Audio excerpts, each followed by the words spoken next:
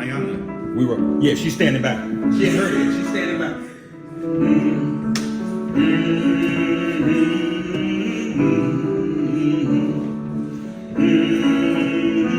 Isaiah 2:4 says, and he shall judge among the nations, and shall rebuke many people, and they shall beat their swords in the plowshares, and their spears in the pruning hooks. Nation shall not lift up sword against nation, neither shall they learn war anymore.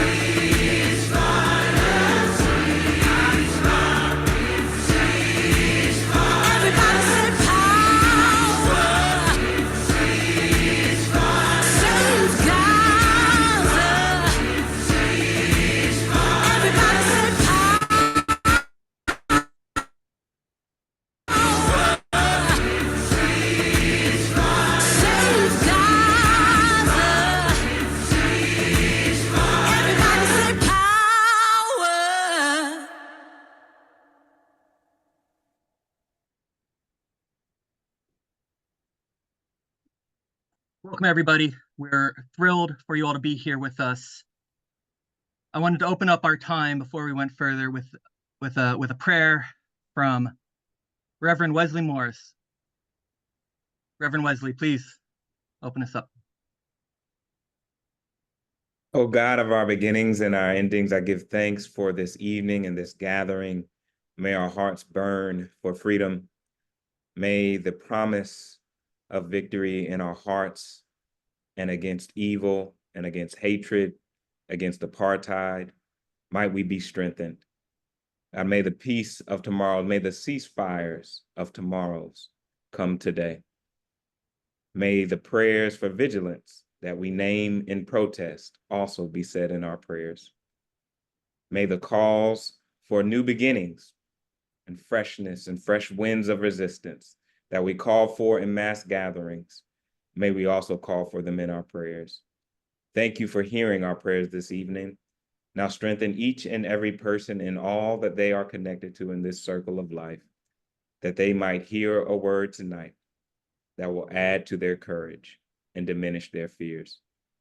Lord, strengthen the Palestinian people, strengthen the gift of life that we might overcome death. In all these ways, we do give thanks as a community of believers. Amen. Amen. Thank you so much for that. Again, thank you all. Welcome to tonight's message, The Fierce Urgency of Now for Palestine. There is no time for apathy, and we are privileged to hear a message from Jonathan Kuttab, my boss, but a man of great wisdom, to share his insights from his recent time in Palestine. Before then, I have some essential housekeeping to do. First, we are all calling in from from different locations, and yet I have to do a land acknowledgement. I am here on the unceded Ohlone territory of the Bay Area, California, and if we're on land that we have settled, we need to acknowledge that and recognize the violence that often preceded our time here, and do what we can to make things right where we're at. I also wanted to mention the loss of a dear friend for everyone in the Sabeel world, Mark Ellis. Dr. Mark, we're all heartbroken by Mark's loss. He's a Jewish theologian and scholar of immense caliber, and we send our deepest condolences to his loved ones. He was a dear friend to Naim Atik, and there at the very origins and the beginnings of the Sabeel movement. And his life and thinking made an immense impact on the entire community. He was an incisive thinker who never let up and never let, at least in my experiences, never let you get complacent or comfortable, always forcing the reader to critically examine our assumptions and reasons for thinking as we do. And so he will be missed.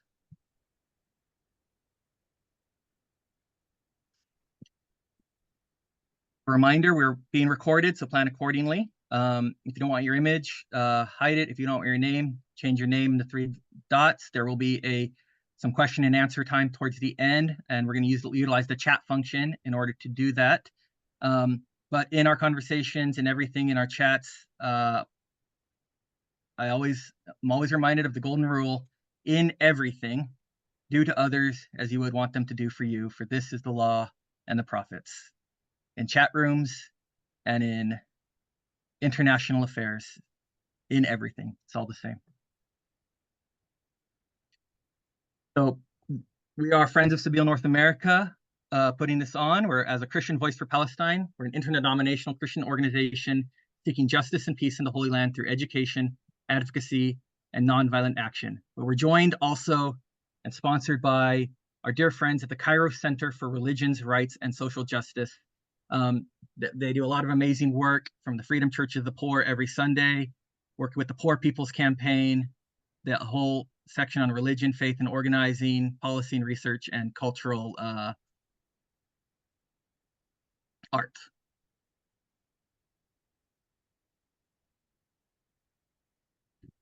And before I introduce our moderator, I want to just share these words from the prophet Amos, who tells us, I despise your religious festivals. Your assemblies are a stench to me. Even though you bring me burnt offerings and grain offerings, I will not accept them. Though you bring choice fellowship offerings, I will have no regard for them. Away with the noise of your songs. I will not listen to the music of your harps. But let justice roll on like a river, righteousness like a never failing stream. The word of the Lord. And so I'm going to pass it off to our moderator for this evening, Sierra Taylor. And she is the Cultural Strategies Organizer and Educator for the Kairos Center for Religions, Rights, and Social Justice, working to help produce cultural resources, develop curriculum, and build network relationships that will shift the narrative about racism, poverty, ecological devastation, militarism, and Christian nationalism, and build power among poor and low-income people across the country and the world. And so, Sierra, I pass it on to you. Thank you so much, Jesse.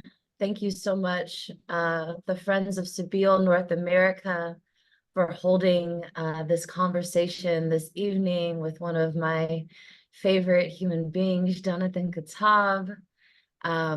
Reverend Wesley Morris and I had the opportunity to meet Jonathan last year when we had a delegation to Palestine in July of 2023 that was led by Jonathan and our dear brother, Reverend Niall Fort, delegation of faith leaders and cultural workers.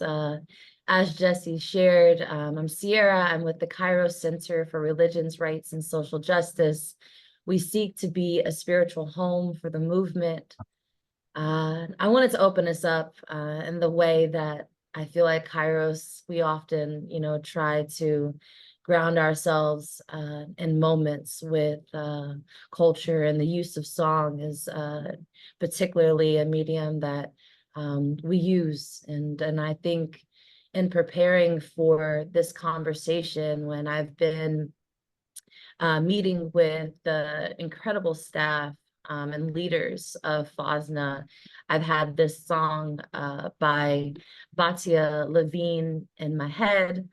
And I think that it might be apt as we are welcoming Jonathan back from his recent delegation to Palestine to share with him the insights and the lessons, his experience, what he saw in Palestine in this moment, as we are 8 months into this incredibly terrible genocide.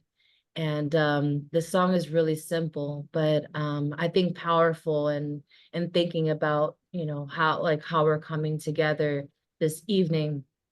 And very simple. If you're at home, I know you're on mute, but if you want to sing along, it's just, may I be empty and open to receive the light.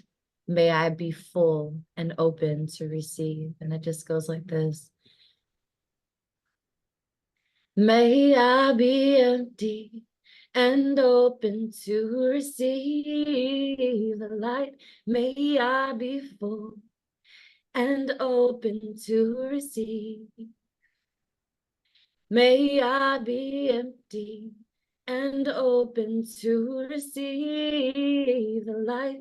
May I be full and open to receive.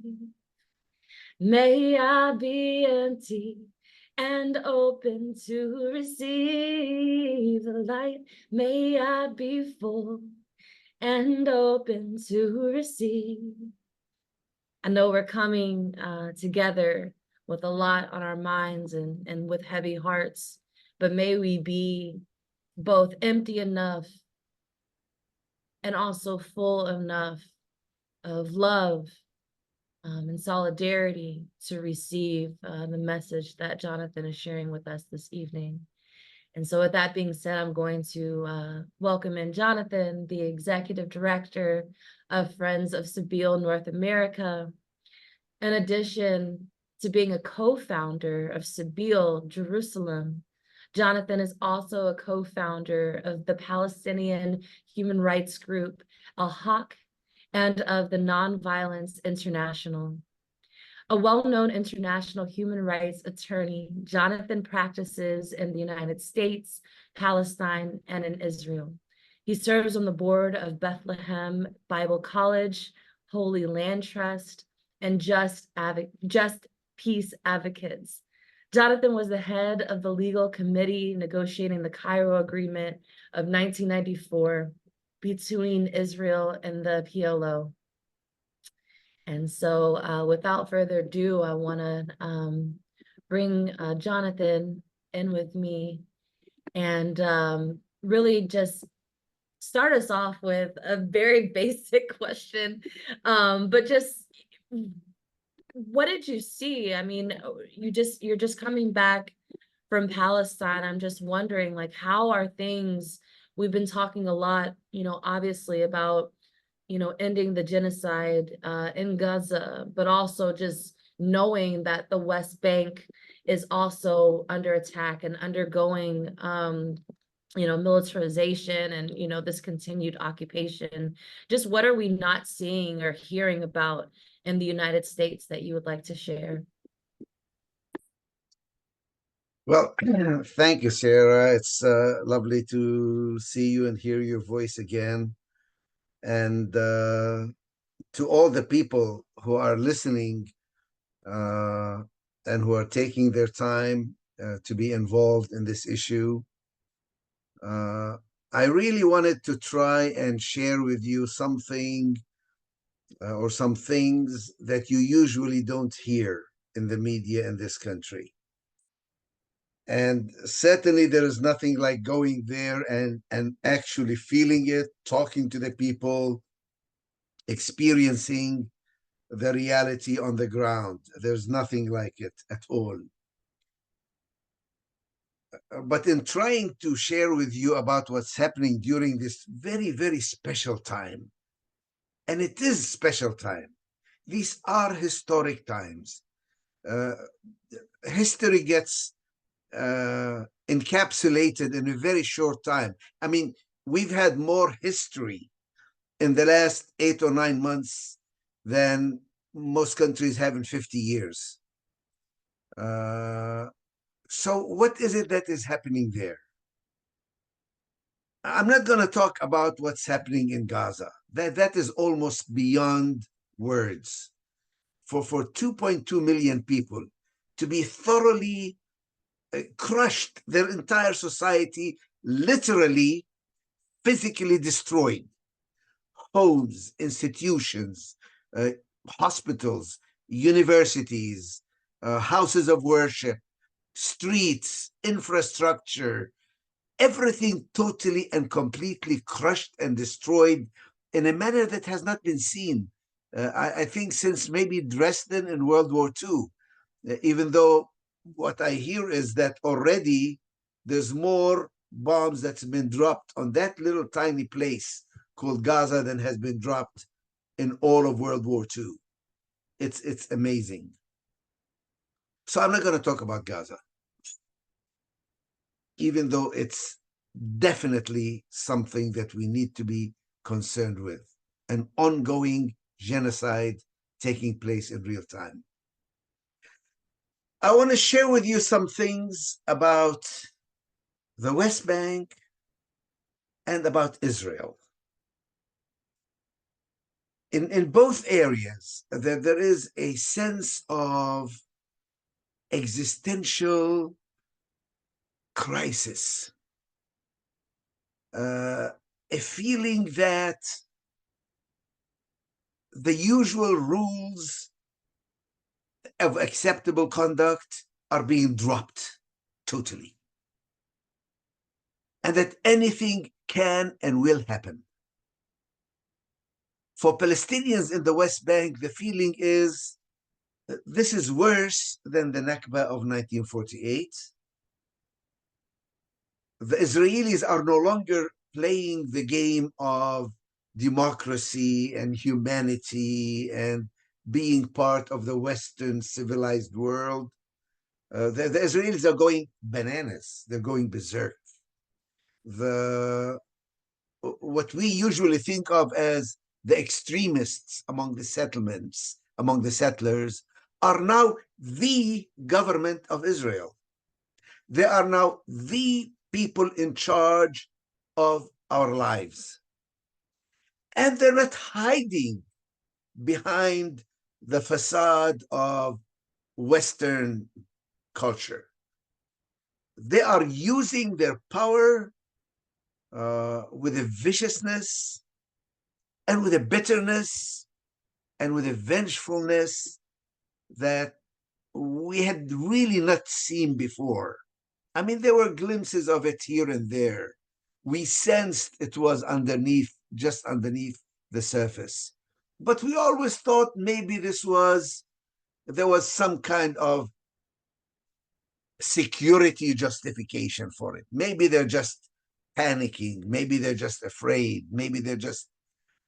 But here we see a vengefulness and a bitterness and a willingness to impose hurting on the Palestinians. I mean, we see this in among prisoners and prisons, where Ben Gvir, the minister of police, openly says, I want to make their life miserable. I want to create crowding in all of the prisons. I want to starve people. I want to cut down their electricity, their water, no exercise time, no visits from the family, no daily exercise, very limited hot water or regular water. The quantity and quality of food is going to be decimated. We're going to take away the newspapers, radios, magazines, paper, personal stuff, even clothes, just the clothes on their back. We've had prisoners who haven't changed clothes for 8 months. 8 months. They're still, because they confiscated whatever extra clothes they have, and they have to live with what. So the treatment of prisoners, I mean, any prisoner who leaves prison these days will be physically shrunk, will have lost anywhere from 25 to 55 pounds. They're like skeletons, pale, and physically what you see is really horrible. The treatment of people in the West Bank, both by the army and by the settlers who have been newly invigorated, newly armed, and newly given authority to act as soldiers, so that you can no longer sort of hope that soldiers who have some kind of command structure can intervene, because now the settlers themselves are themselves acting as soldiers. The towns, the villages in the West Bank have all been sort of closed off from each other and from the outside world. The permits to go and work or even to get treatment, medical treatment or visits have all been canceled. So you got about 100 to 150,000 families who can no longer work. They've lost their livelihood. Plus, there is no tourism, of course. And those who rely on tourism lose that. Plus, they can't even access their own lands to harvest the olives and other vegetables. So the physical suffering, economic, of people in the West Bank is very, very high. But mostly there is a sense of foreboding. There is a sense that Israel may well do just about anything, that there may be a forcible transfer. If they can move Gazans by their million, shift them around back and forth while they destroy their homes, are they going to do the same in the West Bank? There have been many communities, particularly in Area C, which have been literally forced off their land by the settlers and by the army, and the fear of and the foreboding of major tragedies that can still come is something that's palpable, that you feel in Palestine, and that rarely gets reflected in the news coverage of that area. But just as important is what's happening in Israel and to Israelis. This tremendous show of power and force is also mixed with tremendous anxiety and foreboding. Average Israelis today have lost their faith in their government, have lost their faith in the army and its intelligence services, have lost faith in many of their institutions. They can no longer trust their government to really care for them. They've also lost their own sense of direction. They are so full of anger, hatred, and they feel that the entire Zionist project, the entire basis on which the state of Israel has been created, has been shaken to its roots. They also think that they have been, strangely enough and paradoxically enough, they feel that they have been abandoned by the rest of the world. Why doesn't the world feel our pain? Don't they know what took place on October 7th? Why are they blaming us for seeking revenge, for doing whatever we need to do? Why is it that we are being held to account? We will not be held to account. We will do whatever it takes, and we don't care. They've also lost their faith in even the possibility of peace anymore. Those of them who really believed in a two-state solution, even though they were a shrinking minority, many of them no longer feel that that is even possible.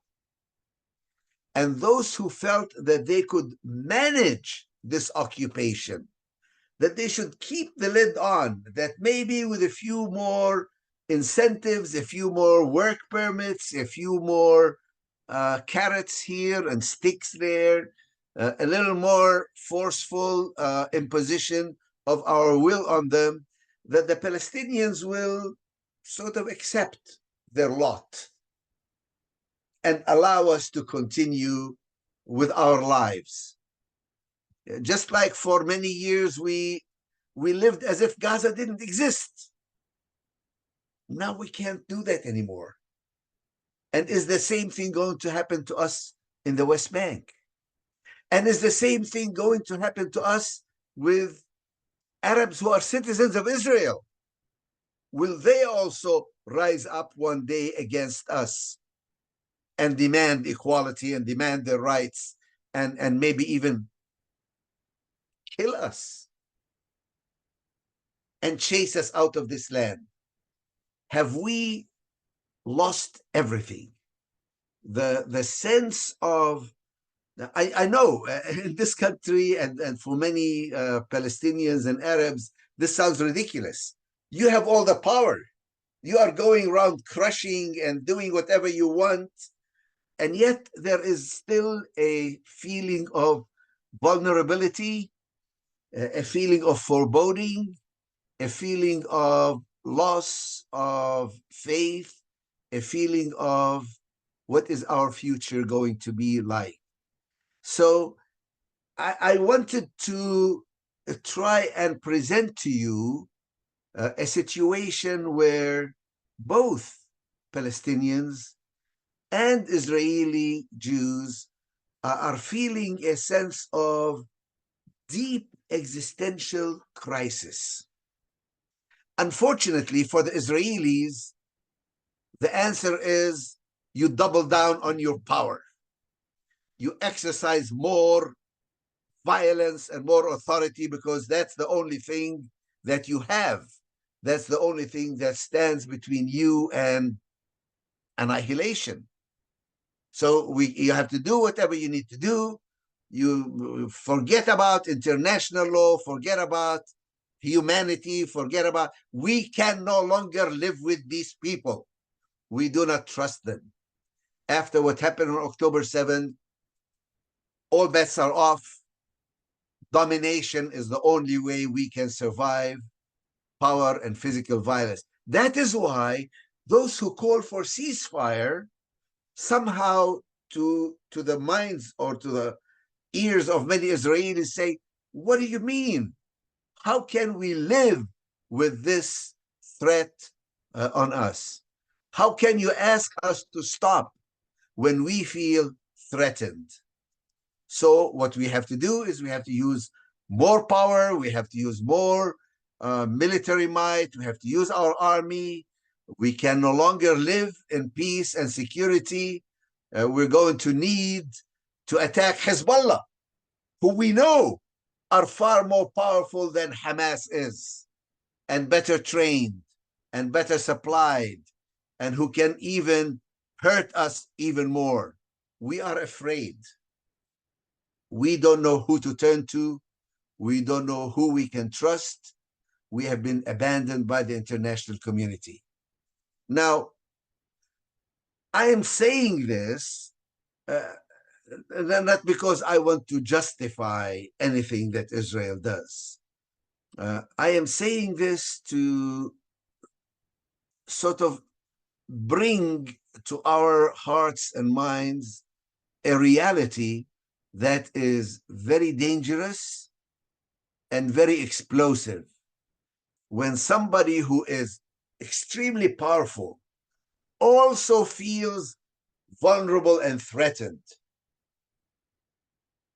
and feels justified to do everything, and feels no longer restrained or restricted by international law, or and there is just a temptation to use power and to use violence.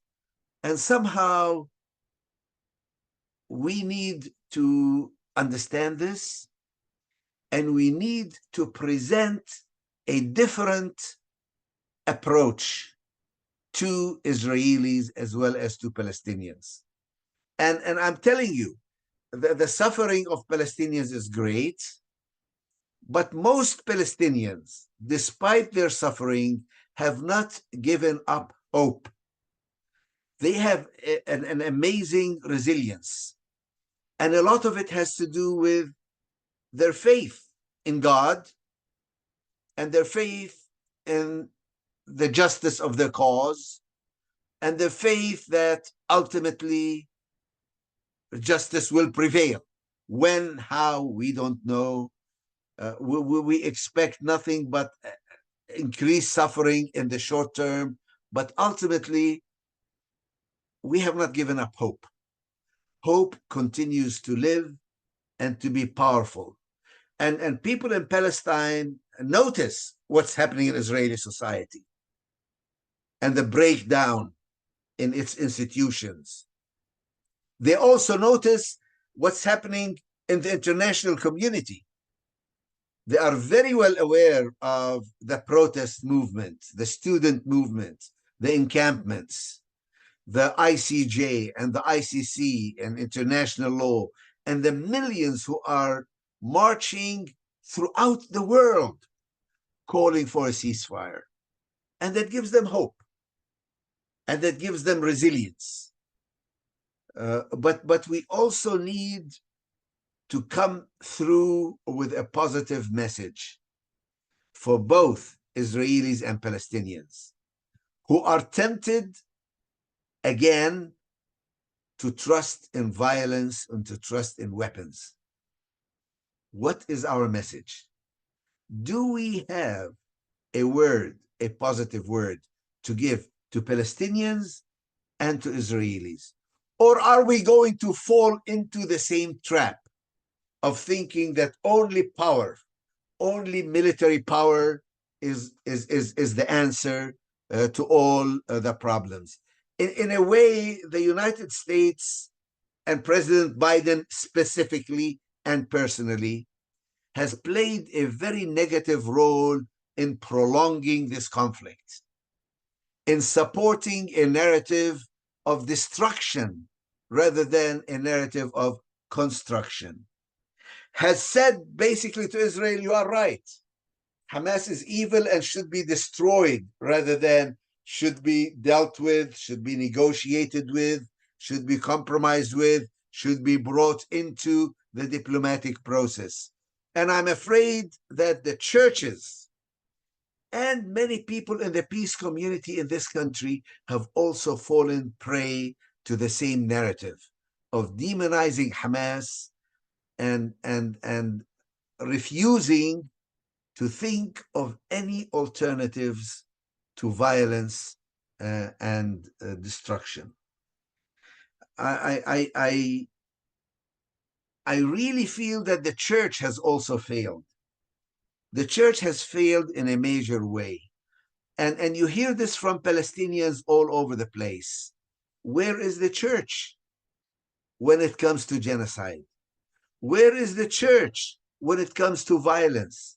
Where is the church when it comes to peace and justice? Why is it controversial to even talk about a ceasefire? Something that basically stop the killing. And then let's work out the details. Get your knee off my neck. And then we can talk about, racism, injustice, and economic, and what I did wrong in the first place and why I'm being arrested. Just get your knee off my neck. Allow me to breathe. I can't breathe. I don't have water. I don't have food. I don't have medicine. Allow me to breathe. And then let's talk about all the issues and about the justice and the injustice and about coexistence and about a new life. But at least I can't breathe. Get your knee off my neck. Get a ceasefire going. Because ultimately, the current situation is terrible, is going to get worse.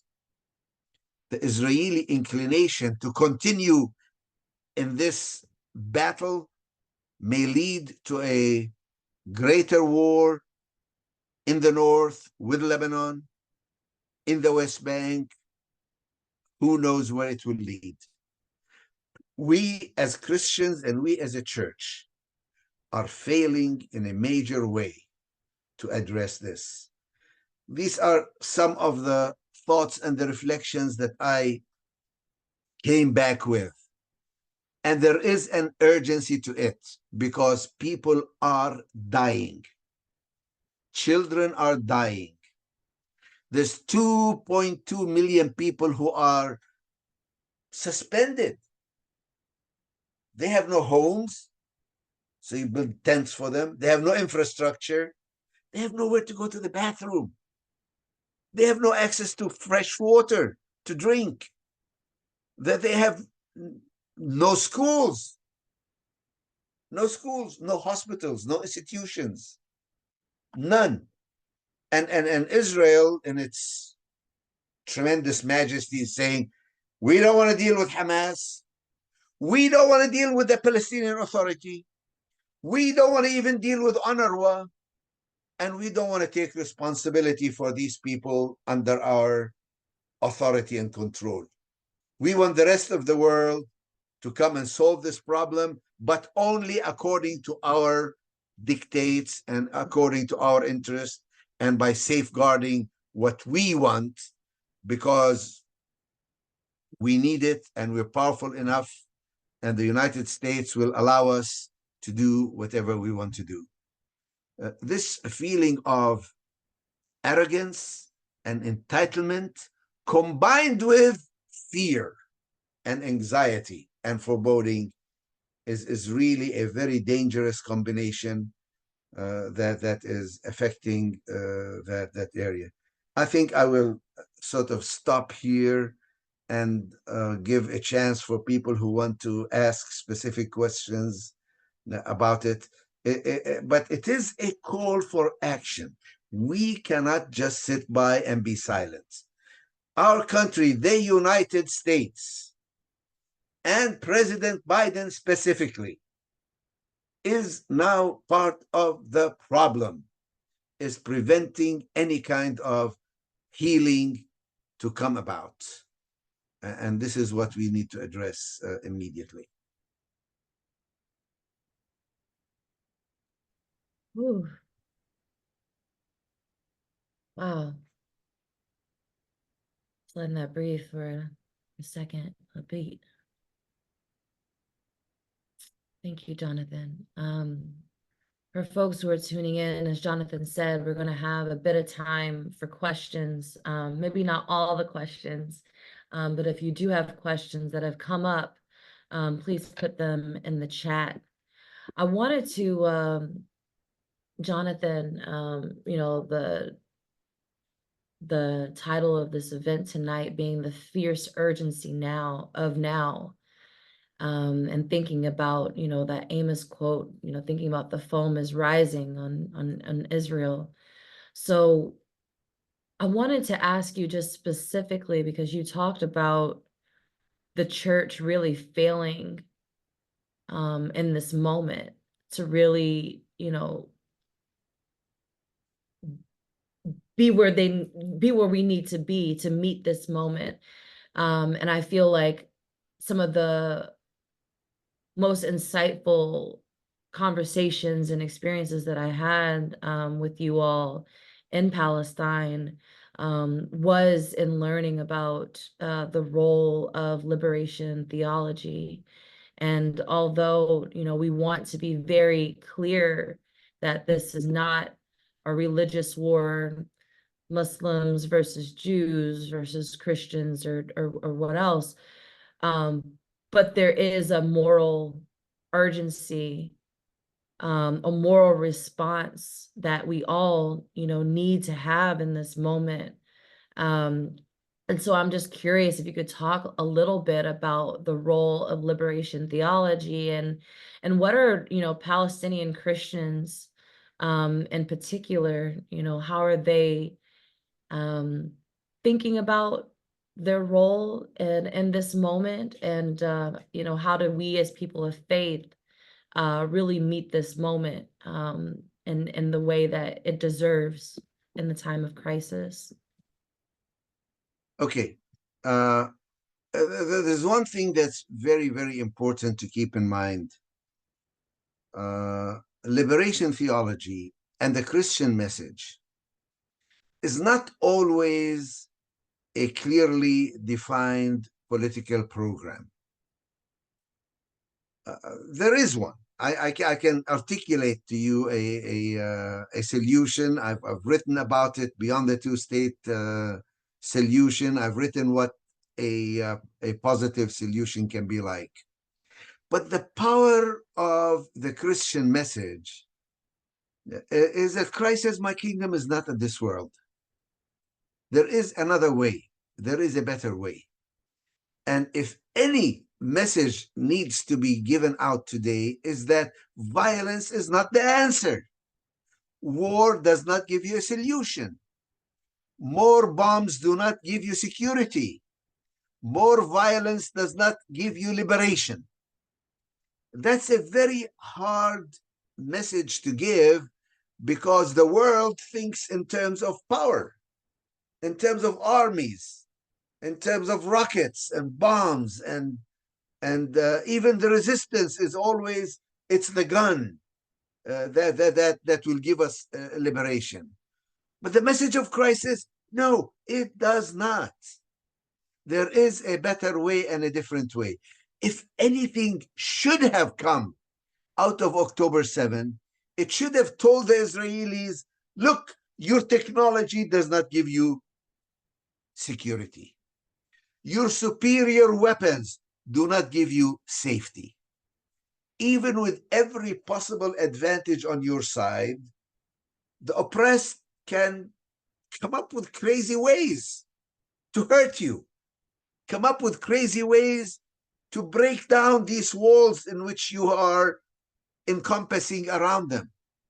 You must find a way for peace with the Palestinians, for peace with Hamas, not for crushing and destroying them.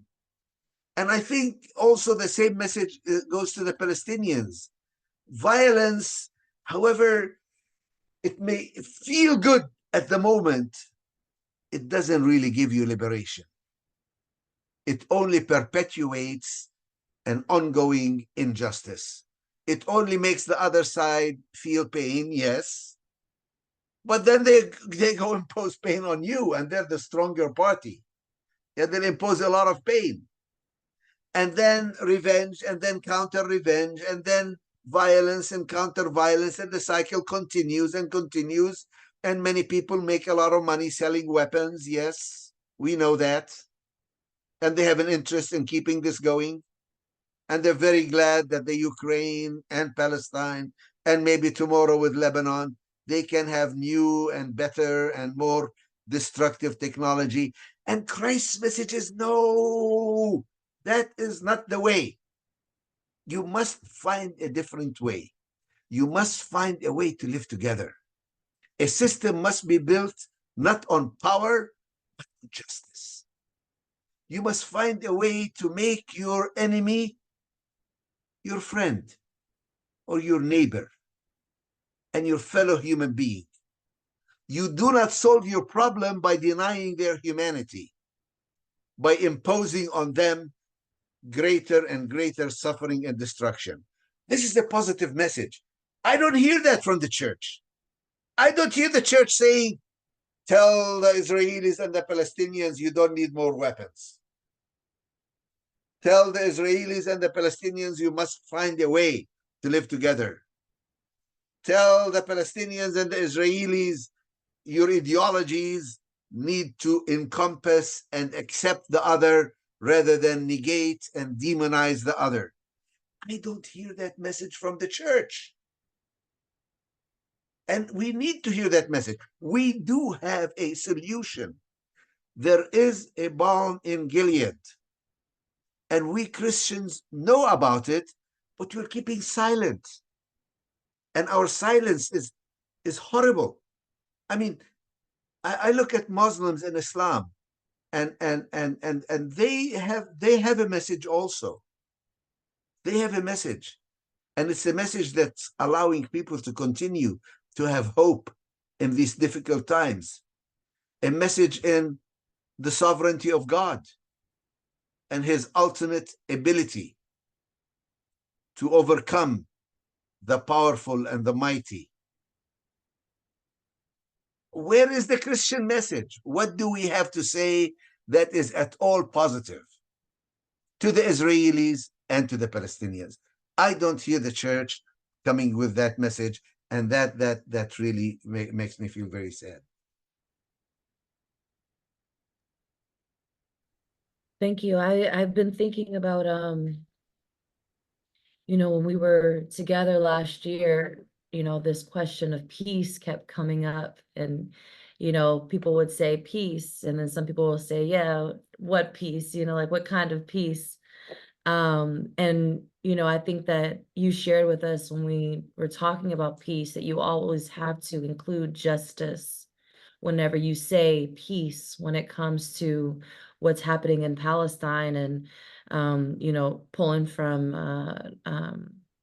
Brother Cornel West, that justice is what love looks like in public.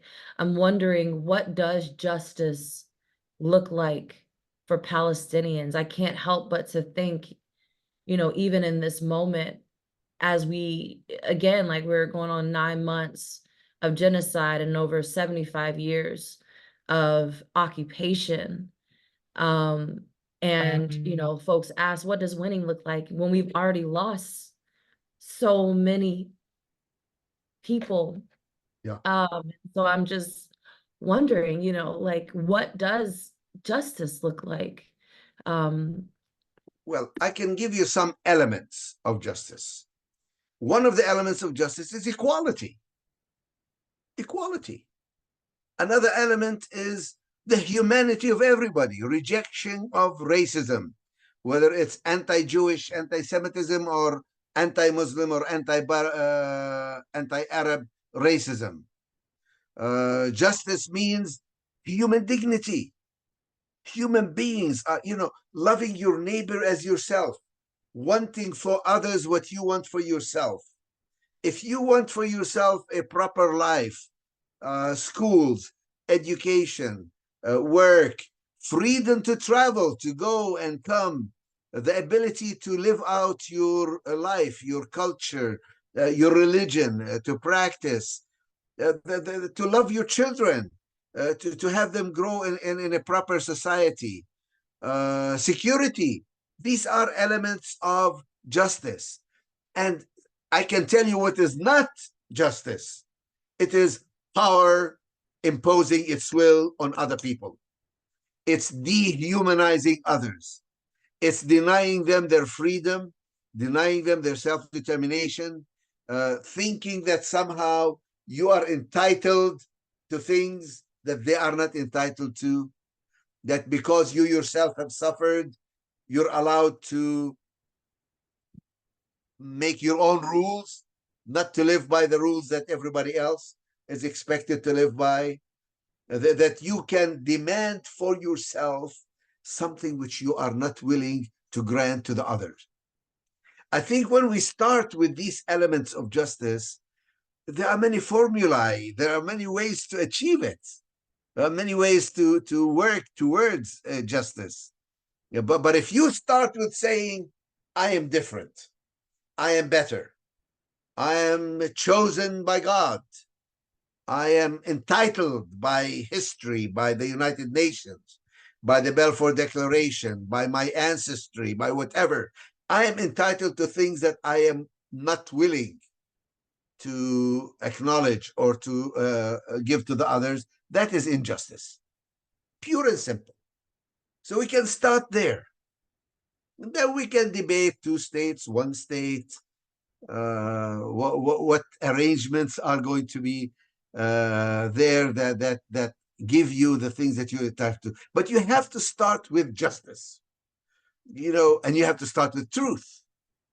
The very famous Jewish proverb says, truth, justice, and peace, and in that order. If you start with lies and hiding the truth and not allowing journalists in and killing and targeting journalists, and then you are refusing to give justice, how are you going to get peace? There's no way you're going to get peace.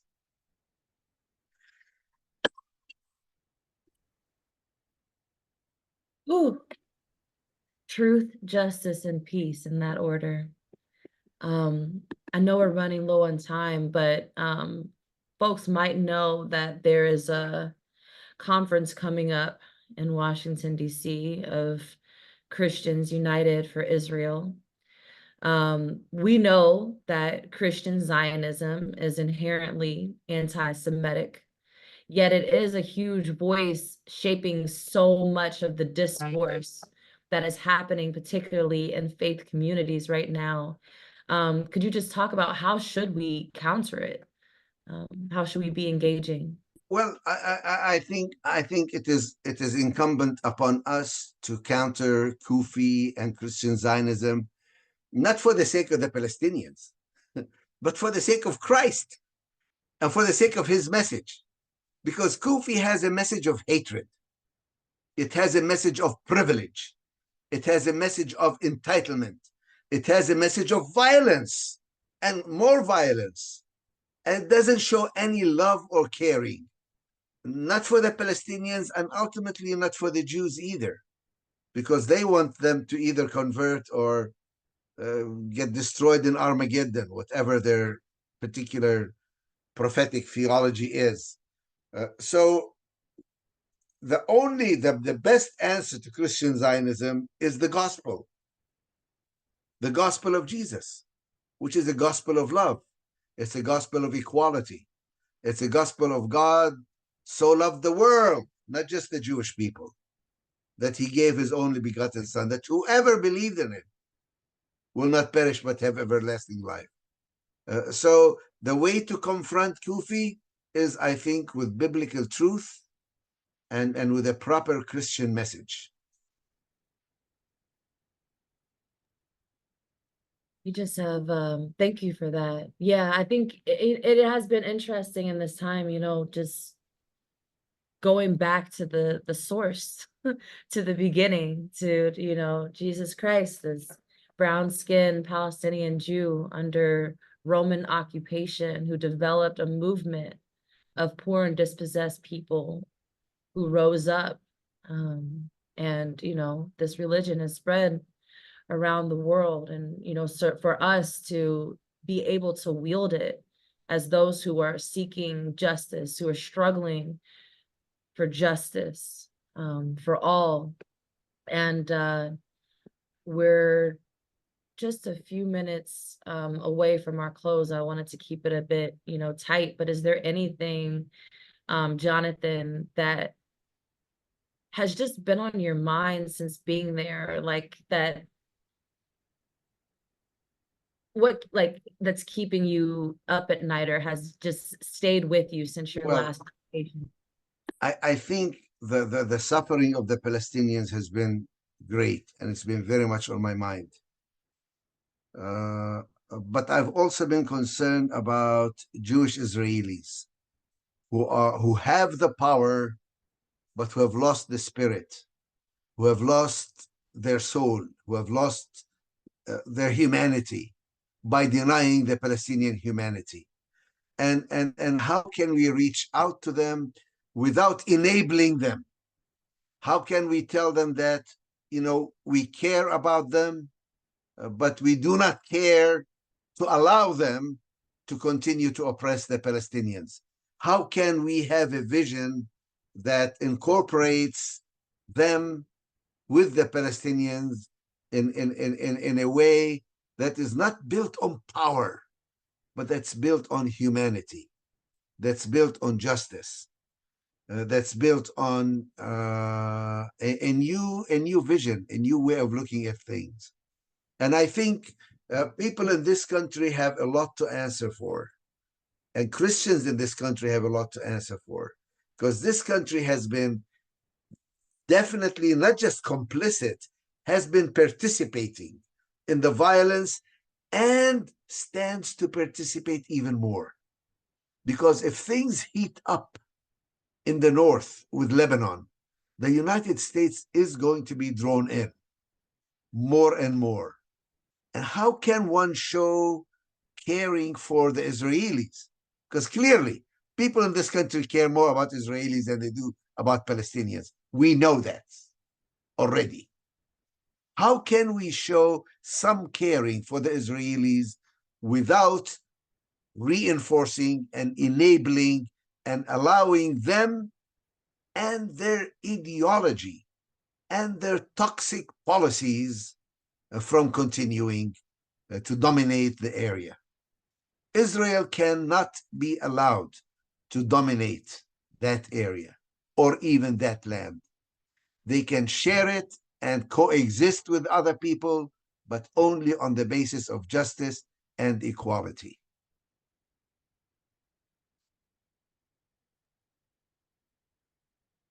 Thank you so much, Jonathan. Wow. I have so many more questions. I know that there are many more questions in the chat.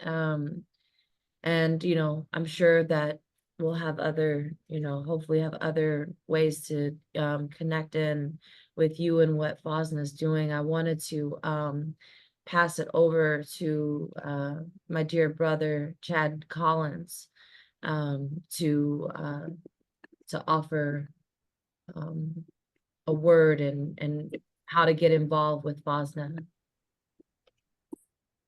Thank you, Sister Sierra. Thank you all for being with us. Jonathan, thank you for your words and your conviction.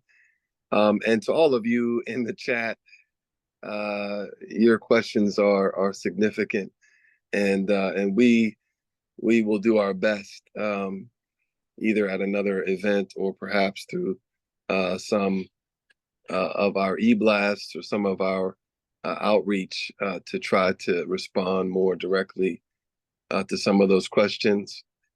I just have a short invitation to all of you on the call tonight.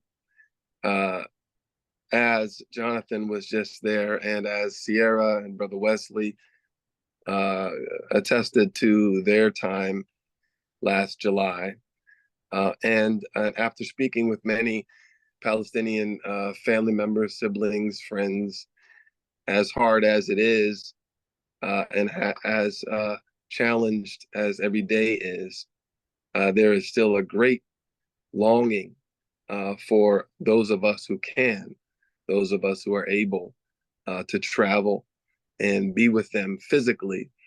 As Jonathan said, the Palestinian people are held up with great resilience, great courage of their own, and belief in justice. And this movement, or I should say the moment that we're in the larger movement of 75 plus years, is a significant one. And the solidarity is beyond its limits ever before. And that being said, there is nothing like being there physically, being able to sit in the house of a family who's threatened daily by settlers, to be able to come alongside Muslims, Jews, Christians who are fighting within daily for justice and for healing and real peace. And I say all that to say we are in the process of sending delegations.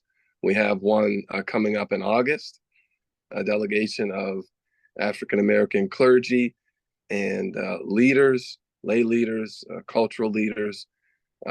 We'll be there in August for about 10 days. I'll be going with them. So please keep us in your prayers.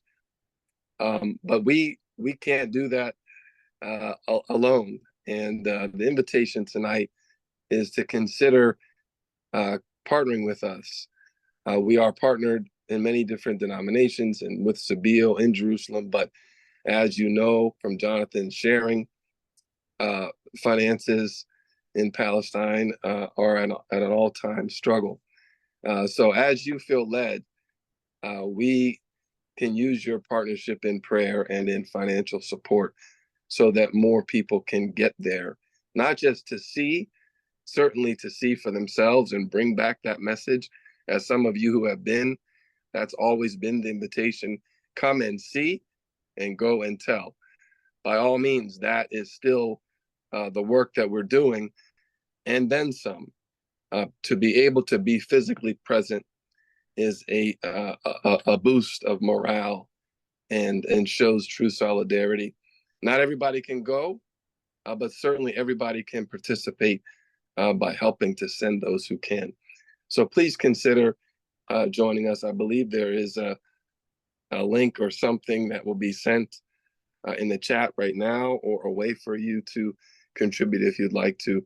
And finally, please don't hesitate to reach out to me or to any of us on the FOSNA staff. If you yourself would like to take a delegation or would like to attend and travel there with us, we would be eager to talk more about that. Thank you all.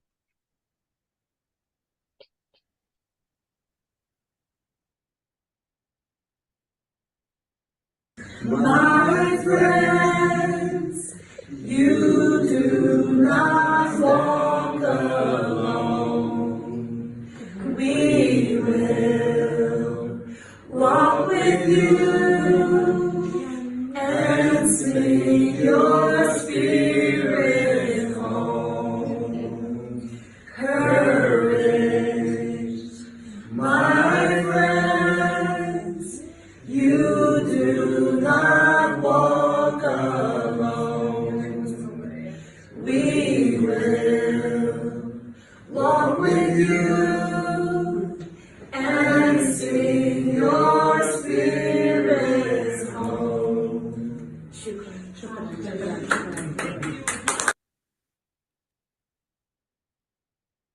My